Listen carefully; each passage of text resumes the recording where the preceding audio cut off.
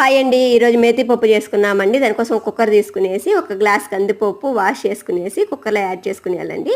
కుక్కర్లో వేసుకుని దాంట్లోనే టమోటాలు, ఎర్రగడ్డలు, పచ్చిమిరపకాయలు 6-7 వరకు తీసుకున్నానండి.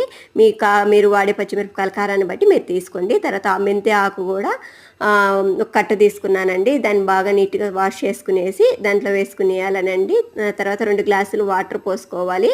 తర్వాత ఉప్పు, పసుపు, మిరప్పొడి ఒక స్పూన్ మిరప్పొడి అండి యాడ్ చేసుకునేసి చింతపండు ఒక గ్లాసులో పెట్టుకోవాలండి. ఎందుకంటే పప్పు ఉడకదనేసి నేను గ్లాసులో వాటర్ పోసి చింతపండు పెట్టుకుంటానండి. తర్వాత 4-5 విజిల్ రానిచ్చేసి తర్వాత దాన్ని దాంతో వెనిపేసి తర్వాత తిరగమాత పెట్టుకుంటామండి. తిరగమాతకి ఉద్దిపప్పు, ఆవాలు, తెల్లగడ్డ, 2 మిరపకాయలు, కరివేపాకు, కొంచెం ఇంగువ అండి యాడ్ చేసుకునేసి తిరగమాత చేసుకునేంటే మేతి పప్పు రెడీ అండి. చాలా టేస్టీగా ఉంటుందండి. Thank you.